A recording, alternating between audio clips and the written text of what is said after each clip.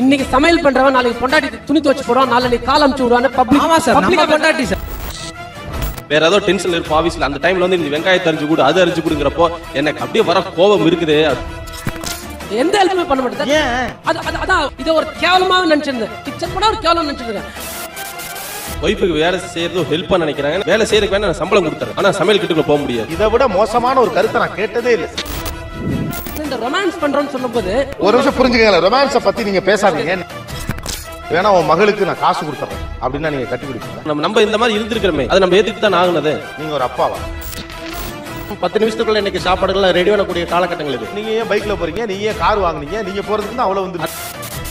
வேலை செய்யறவங்களுக்கு ஒரு சம்பளம் கொடுக்கறது வேலைக்காரி தான், ஒத்துக்கிறேன் நான். ஒரு மனைவிங்கிறது வேலைக்காரி தான், உண்மையை நான் ஒத்துக்கிறேன் நான். இந்த வீடியோவில் வரும் மீம்ஸ்கள் அனைத்தும் சிரிப்பதற்கு மீறியும் உங்கள் மனதை புண்படுத்தி இருந்தால் உங்க வீட்டு பிள்ளையா நினைச்சு எல்லாரும் என்னை மன்னிச்சிருங்க. ஒரு பக்கம் சமையலில் மனைவிக்கு ஒத்தாசை செய்கிறவர்கள், அடுக்கலையில் மனைவியோடு ஒர்க்கை ஷேர் பண்ணிக்கிறவங்க, சமையலில் பங்கேற்கக்கூடிய ஆண்கள். என்ன வத்தக்குழம்பு வச்சுட்டா? சரி, கூடவே கொஞ்சம் மிளகு ரசமும் வைங்க. இன்னொரு பக்கம் சமையற்கட்டில் மனைவியோடு சேர்ந்து ஹெல்ப் பண்றதுக்கு தயங்குகிற, விரும்பாத, வேண்டாம் என்று முடிவெடுத்திருக்கக்கூடிய ஆண்கள். நல்ல ஆக்ஷன் பிளாக் மாட்டிருது, ஃபுல் என்ஜாய்மெண்ட் தான். வாங்கடா. இந்த இதுல இவங்க சமைச்சிட்டு இருந்தா இங்கிட்டு இவங்க காஃபி வச்சுக்கிட்டு இருப்பாங்க. இப்படி சமையல்ல பொண்டாட்டி கூட சேர்ந்துக்கிட்டு அடுப்படியில் நின்னுட்டு சமைச்சிட்டு இருக்கவங்கள பத்தி உங்களுடைய ஒப்பீனியன் என்ன? வேண்டாம் சார், சொல்லுன்றல்ல. அவங்களுக்கு மத்த வேலை எதுவும் எல்லாமே ஃப்ரீயா இருக்காங்க, மத்த வேலையெல்லாம் ஃப்ரீயா இருக்காங்கன்னு அர்த்தம். வேலை வெட்டி இல்லாம இருக்காங்க, அதனால சமைக்கிறாங்க. அதுதான் உண்மை. என்னன்னு சிரிக்கிறாரு? அவர் சொன்ன ஜோக்குன்னு நினைச்சு அவரே சிரிச்சுக்கிறாரு. ஹெல்ப் பண்றது வந்து ரொம்ப ரொமான்டிக்கா ஃபீல் பண்றாங்க. மனைவியை ஐஸ் வைக்கிறதுக்காக, மனைவியை ஐஸ் வைக்கிறதுக்காக. இப்ப மனைவியோட சேர்ந்து சமைச்சுக்கிட்டு இருக்க ஆம்பளைங்களை பத்தி அவங்களுக்கு என்ன பேரு? ஐயோ வேணாம், சும்மா சொல்லு. அசிங்கமா இருக்கும். அசிங்கமா இருக்குமா? முந்தானே முடிச்சு. அவங்களாம் மனைவிகளுக்கு ரொம்ப அதிகமா பயப்படுறோம். கொண்டாடினா கொஞ்சம் பயமா இல்லைன்னா அடிச்சல போடுவா. பெண்களா பிறக்க வேண்டியவங்க ஆண்களா பிறந்துட்டாங்க, ஆம்பளையா பிறந்துட்டாங்க. உங்களை பார்த்தா எங்களுக்கு தோன்றது வந்து பெண்டாட்டி தாசன் சொல்லுவாங்க இல்லைங்களா? பொண்டாட்டி தாஸ். பொண்டாட்டி சொன்னா கேட்டுக்கணுமா? பொண்டாட்டியே தெய்வமா தெய்வம். என்னடா கைப்புள்ள மாட்டிட்டியாடா, சரியான காமெடி பீஸ் ஆயிட்டடா. உங்களுக்கு காமெடி பீஸா தெரியும்? கண்டிப்பாங்க சார், காமெடி பீஸ் தான் அவங்க. அவன் கிடக்குறான்டா மயிராண்டி, அவனுக்கு என்னடா தெரியும் கூட அருமை. பாசிட்டிவா சொல்லணும்னா பொண்டாட்டியை லவ் பண்றவனா இருக்கணும். நெகட்டிவா சொல்லணும்னா அந்த வார்த்தை சொல்லக்கூடாது, பட் பையன் சொல்லுவாங்க. என்ன சொல்ல சொன்னா என்ன சொல்லிட்டு இருக்க? என்னடா என்னமோ கூன்றா சார். ஆம்பளைங்கிறது வீட்டுல வந்து எப்படி சொல்றது, ஒரு கெத்தா தான் நாங்க மெயின்டைன் பண்ண ஆசைப்படுறோம். ஒரு லேடி கிட்ட வந்து ஒரு கெத்தா தான் நாங்க மெயின்டைன் பண்ண ஆசைப்படுறோம். ஏது எதுக்குங்கிற கேள்வியே என்கிட்ட கேட்கப்படாது. சமையல் கட்டுல போய் ஒரு நேரத்துல போய் சமையல் செய்யறது வந்து நமக்கு ஒரு ஈஸியான வேலையா தான் தோணும். ஆனா அந்த வேலையை அவங்க மீண்டும் மீண்டும் நம்ம கிட்ட சொல்றப்போ டென்ஷன் ஆகும்.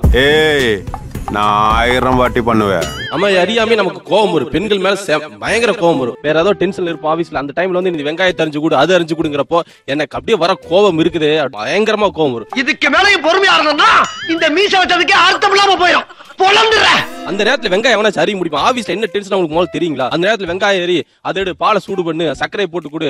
வத்தக்குழம்பு வச்சுட்டா? சரி, கூடவே கொஞ்சம் மிளகு ரசமும் வைங்க. அதுல என்ன வேலை? அவங்க வீட்டுல இருக்கிறவங்களுக்கு அந்த வேலை ஒரு ஈஸியா தெரியும், ஆனா ஆம்பளை அதை செய்ய முடியாது. வேலை அவன் ஆபீஸ்ல என்ன டென்ஷன் அவங்களுக்கு புரிஞ்சுக்கிட்டாங்கன்னா அந்த வேலையை அவங்க நம்மகிட்ட சொல்ல மாட்டாங்க. அப்படியே ஐடி கம்பெனில கல்லூரிச்சு கஷ்டப்படுறாரு, ஏசி ரூம்ல உட்கார்ந்து ஃபேஸ்புக்கும் ட்விட்டரும் பாக்குறாங்க. இவருடைய கோபத்துக்கு மட்டும் உங்கள்கிட்ட பதில் இருக்கு. நானும் 8:30 மணிக்கு திருவாரூர்ல வேலை செஞ்சேன். நான் கும்பகோணத்துல இருக்கேன் ரெசிடென்ஸ். 10 மணிக்கு ஆபீஸ்க்கு, நான் 8:30 மணிக்கு இதெல்லாம் பண்ணிட்டு தான் போவேன். ஆபீஸ் டென்ஷனா ஆபீஸ்ல விட்டுணும், வீட்டுக்கு வந்தோம்னா ஆபீஸை மறந்துடணும், ஆபீஸுக்கு போனோம்னா வீட்டை மறந்துடணும். வசனம் சார், வசனம் பழையாள் தான் சார். நான் வேலை செய்யறது திருப்பூர் வணிகம் கம்பெனி இல்லைங்க சார். எங்களுக்கு வந்து டே நைட் ஒர்க் இருக்குங்க. இங்க எல்லாம் கூட்ஸ் போனா கூட்ஸ் போகணும், இல்லைன்னா ஓனர் வந்து பயங்கரமா கேள்வி கேட்பாரு. எங்களை அப்படியே எத்தனை சிக்கல் எத்தனை டென்ஷன் உட்கார்ந்து இருக்கிறவனுக்கு தாயா தெரியும். அந்த டென்ஷன்ல நான் வீட்டுக்கு போறப்ப வந்து நீ அந்த வெங்காயத்தை அரிஞ்சு கூடுன்னு சொல்றப்ப எனக்கு என்ன, நான் கூட்ஸை பாப்பனா இல்ல வெங்காயத்தை பாப்பனா? என்னத்தை கண்டுவிட்டு கத்துறீங்க? நம்ம எல்லா வேலையும் பிரஷரவே வேஸ்ட் பண்ணி எல்லாமே காசுக்காகவே ஓடும். நம்ம ஜஸ்ட் நம்ம கொஞ்சம் என்ஜாய் பண்ணணும். ஃபர்ஸ்ட் நம்ம ஆன் டைம் சாப்பிடணும். வயிறு நிறைஞ்சதாடா புத்தி சரியா வேலை செய்யும். ஃபர்ஸ்ட் நம்ம ஆன் டைம் சாப்பிடணும். அதே சமயம் நம்ம ஒரு 5 நிமிஷத்துல ஹெல்ப் பண்றதுனால ஒன்னும் ஆயிர போறது இல்ல. அதுல வந்து நம்ம ₹1,00,000 சம்பாதிக்க போறது இல்ல. ஒரு நாளைக்கு 24 hours 10 தேயா பறக்குறேன். 1 minute 1 lakh எனக்கு. இவங்க பேசுனதுல யார் பேசுனது ரொம்ப எரிச்சல் ஊட்டியது? நான் ஒரு ஆண்ன்றது ஒரு கிங் அப்படி சொல்லி ரொம்ப ஆணின் பேசினாரு. I'm a man, like it's a king. நான் வீரத்துல புலி கொட்டை எடுத்துதான் எடுக்காதா? எடுத்ததா? என்னன்னாக்க உதவி செய்வது ஒரு important quality of the leader. அந்த உதவி செய்யற மனசு இல்லைனாக்க என்ன பெரிய லீடர், என்ன பெரிய கிங் அவரு. ஓஹோ, அவளுக்கு குற்றத்தை அடக்கிறதுக்காக சமைக்கிறீங்களா? உதவி செய்யறதுன்றது வேற, சமையல் செய்யறதுன்றது வேற. சமையலை நீங்க எல்லாம் உதவியா நினைக்கிறீங்களே தவிர, நீங்க என்ன நினைக்கிறீங்க? சமையலை எனக்கு பொறுத்த வரைக்கும் எனக்கு வராத ஒண்ணு, எனக்கு பிடிக்காத ஒண்ணு. சாப்பிட மட்டும் தான் தெரியும். அதுவும் கோழி குழம்பு இல்லாம திங்க மாட்டாரு மைனரு. சாப்பிட மட்டும் தான் தெரியும். சமைச்சு போட்டா சாப்பிடுவேன். இதையே போயிட்டு நான் சமையல் சொன்னா என்னால முடியாது. அதுல என்ன குறை இருக்குதுன்னு என்னால சொல்ல முடியும். இது என்ன சொல்லுங்க? தயிர் சாதம், உப்மாங்க. என்னுடைய பையன் வந்து 8 வயசு. அவன் வந்து நிறைய டிஷ் எல்லாம் கத்துட்டு வரான். டிவில பாத்துட்டு சில விஷயங்கள் அவனே செய்யறான் கிச்சன்ல போயிட்டு. ஒரு 8 வயசு பையனுக்கு புரியாத ஒரு விஷயம் உங்களுக்கு புரியாதா? சாப்பாடு செய்யறது அவன் சிம்பிளா சொல்றாங்க. 2 டம்ளர் அரிசி 4 டம்ளர் தண்ணி ஊத்தி 2 விசில் விட்டா சாப்பாடு ரெடி. சிம்பிளான விஷயம். இது தெரியாதா? அதை விட இன்னொரு ஆப்ஷனும் இருக்குது. போன் பண்ணா டெலிவரியும் வரும். அடி முட்டாள் கேள்விப்பட்டிருக்கேன், ஆனா தடி முட்டாளை இப்பதான் பாக்குறேன். இவங்க பேசுனதுல யார் பேசியது உங்களை ரொம்ப எரிச்சல் ஊட்டியது? கௌரவ குறைச்சல் சொல்ற ப்ராப்ளத்துக்கு ஒரு क्वेश्चन கேக்குறேன். நான் எடுத்து விட போற பாயிண்ட்ல அவங்க பதில் சொல்ல முடியாம சீக்கிரிக்க போறான் பாரு. உங்க மனைவிக்கு வந்து 10 நாள் உடம்பு சரியில்லை. உங்க பையனுக்கு வந்து ஹோட்டல்ல 10 நாள் கௌரவமா வாங்கி தர சாப்பாடு வந்து இந்த சொசைட்டி கௌரவம் சொல்லுமா? அந்த பையனுக்கு வீட்லயே நல்ல சாப்பாடு செஞ்சு ஸ்கூலுக்கு அமிச்சா அது கௌரவம் சொல்லுமா? இதுக்கெல்லாம் என்னால ஆன்சரே பண்ண முடியலடா. ரொம்ப டிஃபிகல்ட்டா இருக்கு. ஆக்சுவலா என் வைஃப் வந்து கவர்மெண்ட்ல ஒர்க் பண்றாங்க. இந்த ஆபீஸ் கம்பஸ் ரெசிடென்ஸ் வந்து ஒரே பில்டிங்ல இருக்கு. ஃபுல் ஃப்ரீயா இருக்கேன். உன் ஹிஸ்டரி யாரையா கேட்டா வந்த விஷயம் சொல்ல. லாஸ்ட் 10 டேஸ் எங்க மதர் சிக்கா இருக்காங்க. 2 நாள் ஹோட்டல்ல வாங்கிட்டு மீதி 8 நாள் எங்க அண்ணன் வீட்ல இருந்து ஃபுட் வருது தவிர நான் போய் கிச்சன்ல அட்லீஸ்ட் ஒரு வெந்நீர் கூட போட்டு அம்மா குடுக்கல. பாத்தியாடி, இதுக்கு தான் அப்பவே கள்ளிப்பால் ஊத்து சொன்னேன். நான் இப்பவும் சொல்றேன், ஃப்ரீயா இருந்தாலும் என் வைஃப் பண்ணி கொடுத்தா பண்ணுவேன். என் வைஃப் என்னைக்கா கேட்பாங்க உங்க அண்ணி வந்து பார்க்க மாட்டாங்களான்ட்டு. உன்னால முடிஞ்சா பண்ணி கொடு, இல்ல நான் ஹோட்டல்ல இருந்து பட்னி கூட போடுவேன். இப்படிப்பட்ட புள்ளைய பெத்தும் வாத்தாளுக்கு ஊர் உலகமே சேர்ந்து முச்சந்தியில செலவைக்கணும்டா. நான் பண்ணி கொடுக்க மாட்டேன், பண்ணி கொடுக்கல. இன்னைக்கும் எங்க மதர் இப்ப தனியா படுத்துறாங்க. ஐசியூல இருந்து வந்துட்டு வைஃப் தனியா இருக்காங்க. நான் நேரா எங்க ப்ரோகிராமுக்கு வந்திருக்கேன். என்னப்பா பெத்த தாய் சென்டிமெண்ட்டுக்கே மடங்க மாட்டேங்கிற? இன்னைக்கு வரைக்கும் கிச்சன்ல எந்த ஹெல்ப்பும் பண்றது. நாட் ஒன்லி கிச்சன், ஒரு சிலவங்க கிச்சன் விட்டு நெக்ஸ்ட் போயிட்டாங்க. குழந்தை குளிப்பாட்டு ஸ்கூல்ல டிராப் பண்றது தவிர எந்த ஹெல்ப்புமே பண்றது கிடையாது. கொஞ்சம் ஓவரா பேசிட்டோமோ?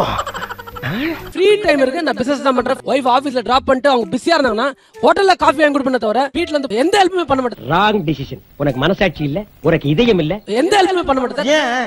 அதான் ஆரம்பத்துல சொன்ன மைண்ட் செட். முதல்ல மைண்ட் செட், கௌரவ குறைச்சல் எல்லாமே இதுல அடங்கி இருக்கு. என்ன கண்டு விட்டு கத்துறீங்க?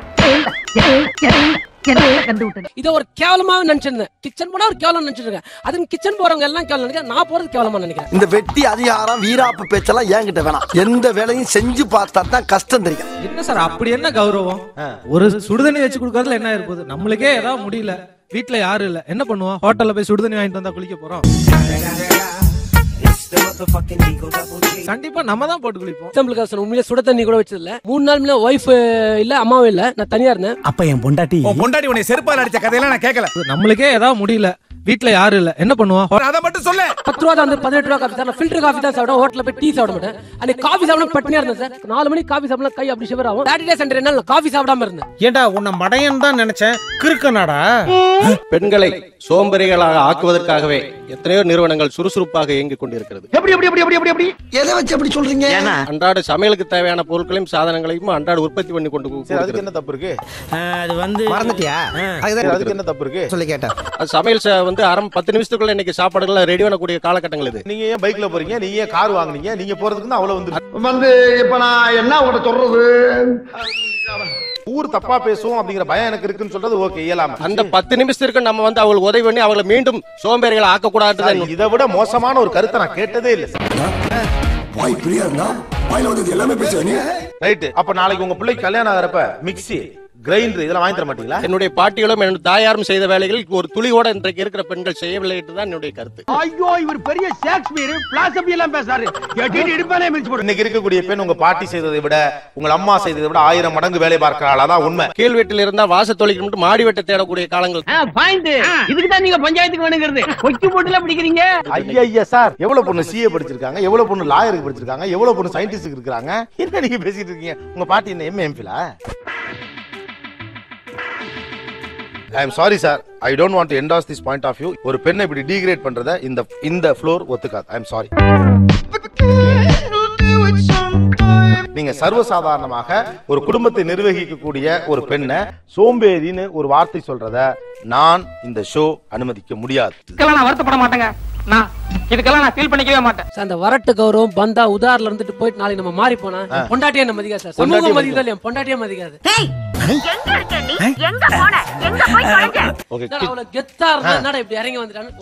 பட்டினி கிடந்து பாதி உடம்பு இருக்கேலே இவ்வளவு பந்தா சூனாப்பானா இதை இப்படியே மெயின்டைன் பண்ணு. அந்த ஸ்பெக்ஸ் போட்டுருக்க ஒரு வார்த்தை சொன்னாரு. ஒய்ஃப் வந்து அடுப்பறையில நமக்காண்டி உழைக்கிறா, ஆபீஸ்ல ஒர்க் பண்ணி பிரஷரோட வந்து அவளோட அன்பை நம்ம ஏத்துக்க முடியாம மணிக்காண்டி லைஃப் ஓட்டுறோம். என்னையா கோடி கோடியா சேர்த்து வச்சு எங்கயா கொண்டு போறீங்க? எல்லாரும் வந்து ஒய்ஃபுக்கு வேலை செய்யறது ஒரு ஹெல்ப்பா நினைக்கிறாங்க. ஏன்னா வேலை செய்யறதுக்கு வேணா நான் சம்பளம் கொடுத்துறேன், ஆனா சமையல் கட்டுக்குள்ள போக முடியாது. நீ என்ன சொன்னாலும் சரி, இந்த மாதிரி கேவலமான வேலையை என்னால செய்ய முடியாது. வேணா சம்பளம் வேணாலும் நான் கொடுத்துறேன். எவ்வளவு சம்பளம் கொடுப்பீங்க? 3000 ரூபாய் கொடுக்கலாங்க சார். 3000 ரூபாய் கொடுக்கலாம்.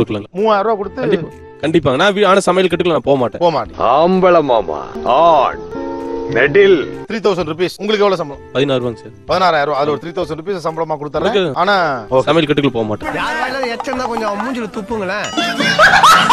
ஓகே, எத்தனை வருஷம் ஆச்சு உங்களுக்கு கல்யாணம் ஆகி? 3 வருஷம் ஆச்சுங்க சார். குழந்தை இருக்கா? 2 பெண் குழந்தைங்க. 2 பெண் குழந்தை. இந்த 2 பொம்பளை பிள்ளைங்க நாளைக்கு ஆளாகி படிச்சு கட்டி கொடுக்க போற அந்த காலகட்டம் அப்படின்னு வச்சுக்கோமே. நான் எடுத்து விட போற பாயிண்ட்ல அவங்க பதில் சொல்ல முடியாம சீக்கி அடிக்க போறான் பாரு. அந்த மருமகன் பையன் வர்றான். என் பொண்டாட்டிக்கு நல்லது கெட்டதுக்கு அவசரத்துக்குலாம் அடுப்படிக்குள்ள போக மாட்டேன், வேணா உன் மகளுக்கு நான் காசு கொடுத்துறேன் அப்படின்னா நீங்க கட்டி கொடுப்பீங்களா? மாட்னாடா மானஸ்த. வேணா உன் மகளுக்கு நான் காசு கொடுத்துறேன் அப்படின்னா நீங்க கட்டி கொடுப்பீங்களா? நம்ம இந்த மாதிரி இருந்திருக்கிறோமே, அதை நம்ம ஏத்துக்கிட்டு தான் ஆகுனது. இவன் சரியான பைத்தியம் இல்ல, சரியாகாத பைத்தியம்டா. நீங்க ஒரு அப்பாவா?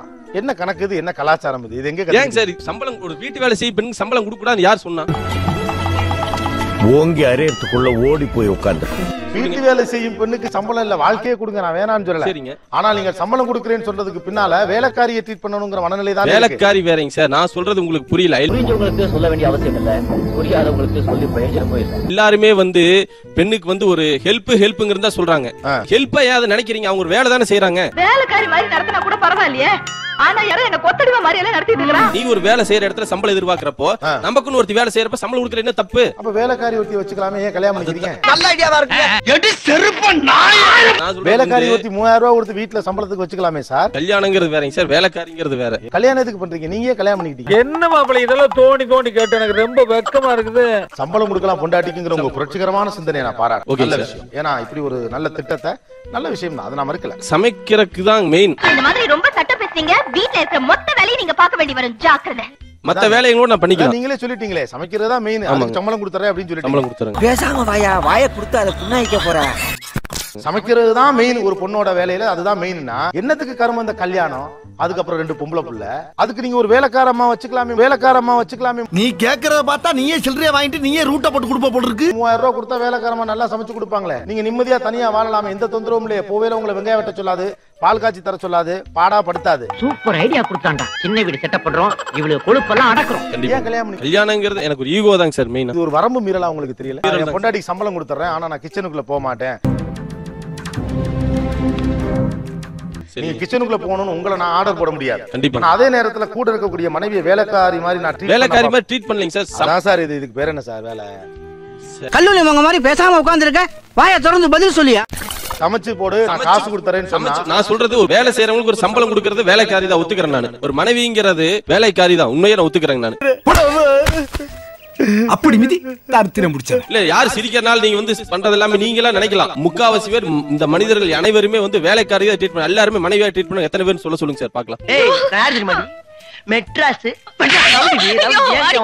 நீங்களும் முக்காவாசி பேர் வேலைக்காரியா நினைப்பீங்க. நான் வந்து ஒரு ஸ்டேஜ்ல சொல்லிட்டேன், உண்மையை சொல்லிட்டேன். நீங்களா யாரும் சொல்லல, அதுக்காக நீங்களா வந்து சிரிக்கிறதுனால வந்து நீங்களா நல்லவர் நம்ப முடியாது. உண்மையை சொல்றேன் நான். மூலக்கட்டப்பல முட்டாப்பல மக்கட்ட போடா, அப்படி போடா. இவங்க சிரிக்கிறது எனக்கு டென்ஷன் ஆகுதுங்க. வேற எனக்கு கவலையா இருக்குது உங்களுடைய 2 பிள்ளைகள் நினைச்சு. உங்களோட முரட்டுக்கார பக்கத்துல ஒருத்தர் உட்கார்ந்திருக்காரு, அவர் செய்வாரான்னு கேளுங்க. இங்க சொல்லிட்டாரு, அவர் வீட்ல போய் சொல்லுங்க பாக்குறேன். அங்க இருக்கு அவருக்கு.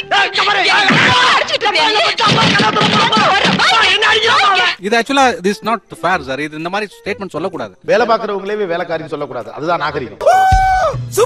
சூப்பர் அபிஷேக். நீங்க சமயக்கட்டுக்கு போக மாட்டேன், அது எனக்கு ஒரு ஈகோ, என்னால தாங்கிக்க முடியல, என்னை விட்டுருங்க நீங்க சொல்றது வரைக்கும் உங்களுடைய சொந்த விஷயம். ஆனா நான் வேணா சம்பளம் கொடுத்துறேன் அப்படின்னா என்ன? அந்த பெண்ணுடைய இயலாமையை நீங்க கேபிட்டலைஸ் பண்றீங்கன்னு அர்த்தம். அவங்கள பொறுத்த வரைக்கும் பொம்பளைங்கன்னா சமைக்கிறவ, துணி துவைக்கிறவ.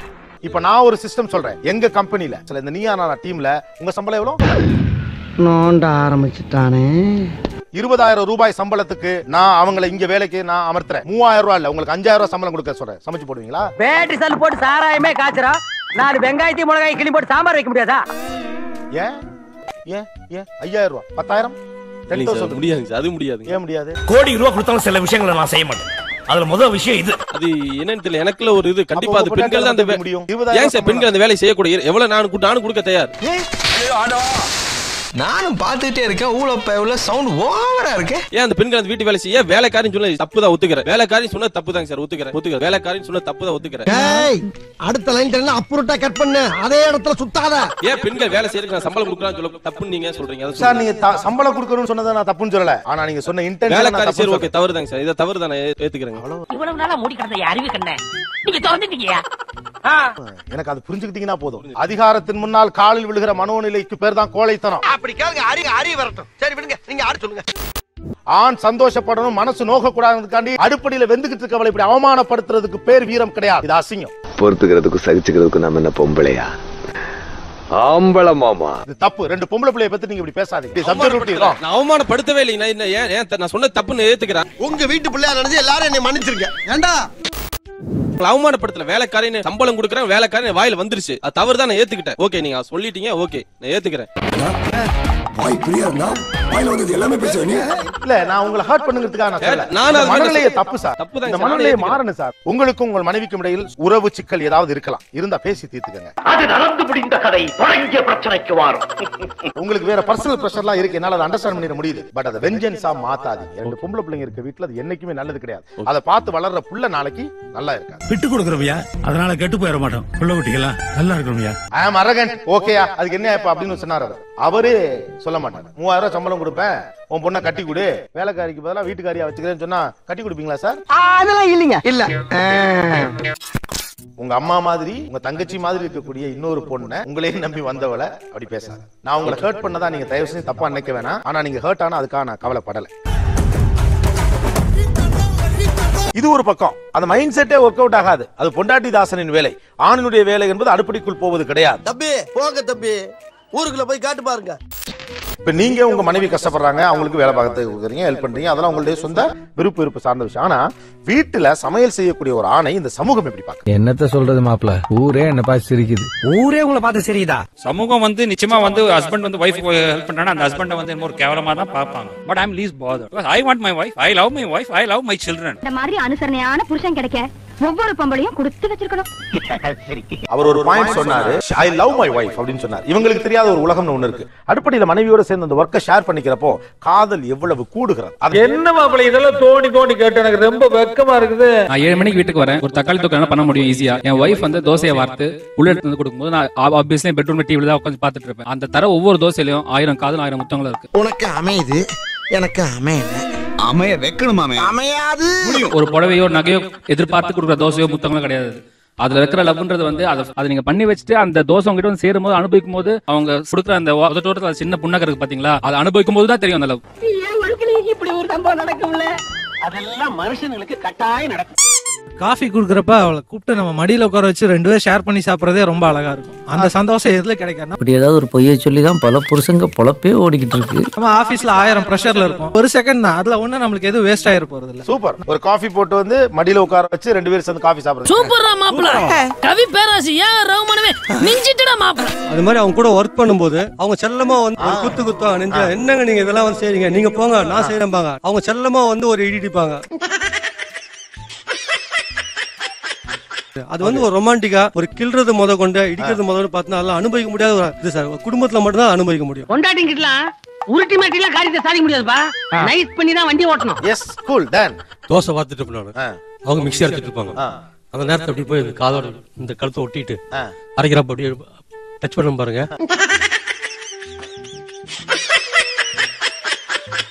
அது ரொமான்ஸ் டிஃபரெண்ட். அவருக்கே வெக்க வந்துருச்சு.